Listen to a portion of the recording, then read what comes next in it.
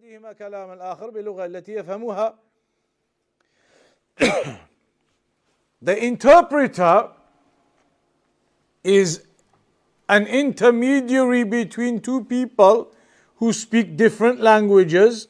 So he narrates what one of them says to the other in the language that they understand. He translates, interprets.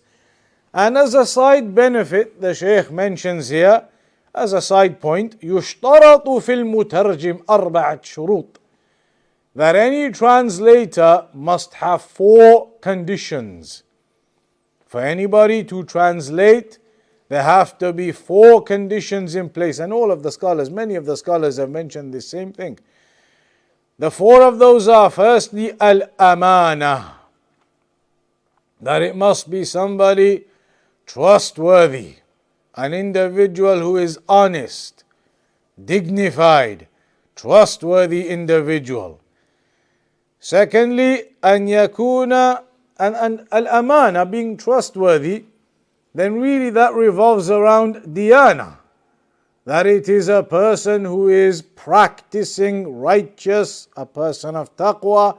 That is the kind of person who has amana. That is the kind of person who has trustworthiness and honesty in his affairs. Second condition, أن يكون عالما باللغة التي يترجم منها. That you must be an alim, knowledgeable, with detailed knowledge of the language that you are translating from. You must understand that language fully and properly. So if you're translating from Arabic to English, then you must have an in-depth knowledge and understanding of the Arabic language. And no doubt that comes through recognition and understanding, detailed understanding of the grammar of the Arabic language. Without a detailed understanding of the grammar of the Arabic language, you will never be able to translate accurately. Knowing the meanings of words is one thing. Anybody can have mawrid next to them and find the meanings of the words. But the reality of understanding what is being said and what is being intended in this phrase, that only comes with a deep recognition of the grammar of Arabic. How the word has been put, where it has been put, why it's mansoob, why it's majroor, all of that massively impacts the meaning of the language. So the second condition is to have a detailed knowledge of the Arabic language or whichever language you're translating from. The third condition, وَبِاللُّغَةِ الَّتِي يُتَرْجِمُ إِلَيْهَا, to have a detailed knowledge of the language that you are translating into. So if it's Arabic to English, to have a detailed knowledge of the English language. And these 2 points are the main, or from amongst the main problems or issues that are recognized and noticed in translations. That either the translator has made errors due to his lack of knowledge of Arabic, for example, or there are errors due to his lack of knowledge of English, for example. That he is unable to punctuate accurately, unable to put the commas in the right place, and without the comma in the right place, for example, something small like that, you could change the understanding of a sentence depending on how it's being read then, without putting the semicolon in the right place, without putting the hyphen in the right place, all of those things. You have to have a detailed knowledge of English too, if it's Arabic to English that is being done. So both language, the source language and the target language, you must have good understanding of both of those to be able to translate. Sometimes a person may be very strong in one of the 2 languages, may be an expert in one of the 2 languages, but that's never going to be enough to make a good translation. If you're weak in one and an expert in the other, then it's not enough. It's a mismatch and a misbalance. It requires an in-depth level of knowledge of both the target and source language to have the condition fulfilled to be able to translate.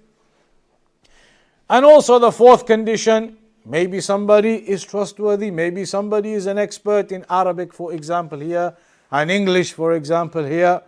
But then the fourth condition, أن يكون بالموضوع الذي يترجمه، أن يكون عالما بالموضوع الذي يترجمه. That the person must be knowledgeable of the subject that he is translating. You must have an in-depth knowledge of the subject you are translating. So you could have somebody with amana, trustworthy, expert in the source language, expert in the target language, but he's never studied Aqidah properly. He's never studied any books of the Aqidah al-Wasatiyya, Kitab al-Tawheed, any of the books, he's never studied them. So now even if he has all the other conditions, he may now start looking into these books, trying to translate them, and he makes mistakes not because he's weak in the Arabic language or because he's weak in the English language, but because he simply doesn't understand the content. Not the language, he understands the language, but he doesn't understand the content. What is the meaning of this aqidah when we say this and when we say that, and what do the scholars mean by this phrase and that phrase? So you must have an in-depth knowledge of the subject. For example, now there are topics that are complicated, no doubt. A person could be an expert in both languages and have the amana, but if he's never studied a particular field with the scholars, doesn't have a recognition of the terminology in that field, doesn't understand what the scholars mean when they use certain phrases, then that person is going to end up translating accurately as he believes, because he's an expert in the two languages, but there are going to be mistakes in his understanding because he doesn't recognize what these phrases mean and what they are intending. It's like when it's mentioned in Kitab al-Tawheed, when it's mentioned about the Tama'im, and it says, Ibrahim al-Nakha'i كانوا يكرهون التمائم كلها. What does it mean? Kariha yakrahu, typically the translation of that in English is to hate something, to detest something.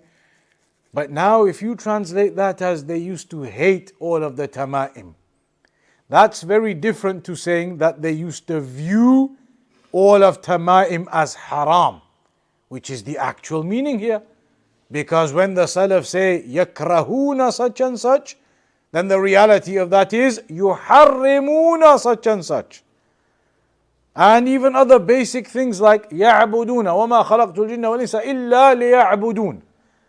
A person has expert knowledge in the languages, he says khalas.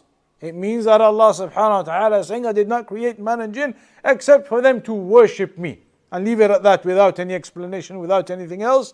When teaching that or translating that, and the reality of ya'buduna in these verses is yuwahidun, worshipping Allah upon tawheed, not worshipping Allah with association of partners or anything else. Just examples where you may be fluent in your understanding of the languages, but it requires an in-depth understanding of the subject field and that subject matter. Now a person who is fluent in Arabic and English but has never studied Islamic sciences, they would not be able to translate al-Wasatiyya or al-Tahawiyya or usul al-fiqh or the mustalahat of al-hadith. You would not be able to translate those subject fields because they are fields with specific terminology, with specific intent behind the words and the meanings. And that's why in fact not probably, that is why in reality, you see for example a Shaykh al-Fawzan, he does not give permission for anyone to translate his works. You know this. A Shaykh al-Fawzan does not give permission for anyone to translate his works until it has gone through his office. Until it has gone through his office, he does not endorse any translations from him. He has said this, it is on record. So you could translate now a book of a Shaykh al-Fawzan, and it could be perfect. But it is not endorsed by the Shaykh until it goes through his office. He gives it to his people, they check it, they verify, they precisely go through it all. And once they give it the green tick, now it is endorsed and verified. For these reasons, the Shaykh is well aware of these reasons. A person may come along who doesn't have these conditions in place. He's not strong in the languages, or he's not strong in those subject fields. He's never studied with the scholars. He may now translate the book of a Shaykh al-Fawzan with mistakes in it, with tahrif in some of the words and statements, and now it's being spread to the people as a Shaykh al-Allama al-Fawzan said X, Y, and Z, and he never said anything of the sort. But it is being attributed to him now because of the weakness of this narrator. And so he on record has said, I do not endorse the translations that people make until they go through us, until they go through my office. And you can do that. You can apply. And brothers have done that in the past. People have done that in the past. You can do your translation, submit it to the office of the Shaykh, and then his qualified people will look at that, and then they will either endorse it or they will say, no, this translation is not good enough, it does not pass. And I am aware of people who have got the permission, and also people who have been told, throw this away. It is not suitable, it is not good enough for a translation. So the point here is, for translating, it is not something simple. Sometimes you have people, they learn a little bit of Arabic and now want to translate benefits and want to translate this and translate that. But you should calm the matter and look carefully and slowly into the matter. It is not simple. A person who has never done even to the level of Ajrumiyah perhaps, how are you going to translate accurately?